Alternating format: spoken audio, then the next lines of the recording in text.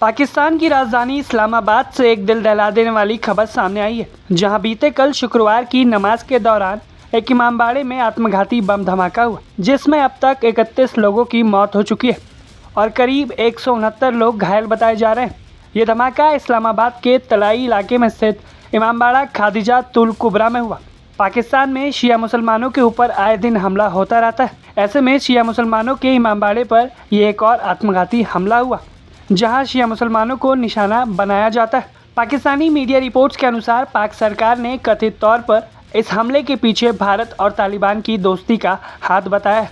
बात साफ है कि अपने अल्पसंख्यकों की सुरक्षा न कर पाने की कमजोरी को छिपाने के लिए पाकिस्तान भारत का राग अलापना शुरू कर दिया है। पाकिस्तान की इस हरकत पर भारत ने भी अपना जवाब दिया है और पाकिस्तान के लिए एक चेतावनी जारी की है। दरअसल इस हमले के बाद भारत के विदेश मंत्रालय यानी MEA ने इस घटना की कड़ी शब्दों में निंदा की और जान गंवाने वाले सभी लोगों के प्रति संवेदनाएं जताई। भारत ने साफ कहा कि इस बम धमाके में मारे गए लोगों के प्रति वह दुख व्यक्त करता है, लेकिन साथ ही पाकिस्तान द्वारा इस हमले को लेकर भारत पर लगाए गए आरोपों को पूरी तरह बेबुनियाद और निरर्थक बताया।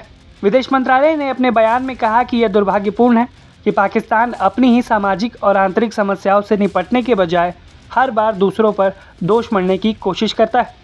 भारत ने साफ शब्दों में कहा कि वह ऐसे किसी भी आरोप को पूरी तरह से खारिज करता है और इन आरोपों का कोई आधार नहीं।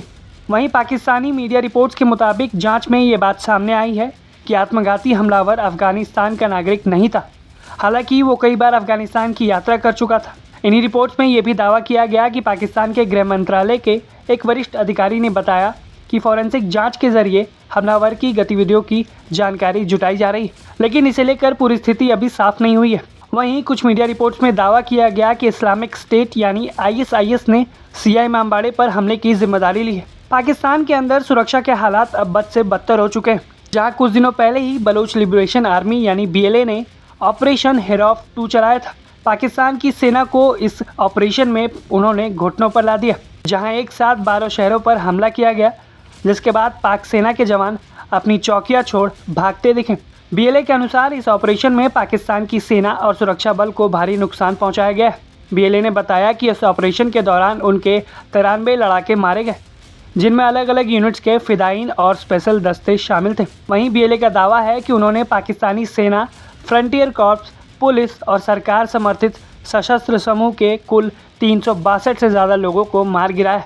वहीं पाकिस्तान सेना के 17 सैनिकों को भी पकड़ लिया और उनके कई सैन्य ठिकानों को बर्बाद कर दिया। BLA ने यह भी बताया कि पकड़े गए सैनिकों में से 10 को चेतावनी देकर छोड़ दिया गया है, जबकि 7 को अभी भी उनके कब्जे में रखा गया है और उन लोगों पर युद्ध अपराध के आरोप लगाए जाएंगे।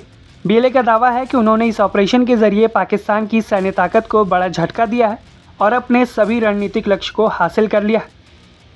कुल मिलाकर देखें तो पाकिस्तान इस समय आंतरिक सुरक्षा संकट से जूझ रहा है, जहां एक तरफ राजधानी में आत्मघाती हमला होता है तो दूसरी तरफ बलूचिस्तान में बढ़ती हुई हिंसा।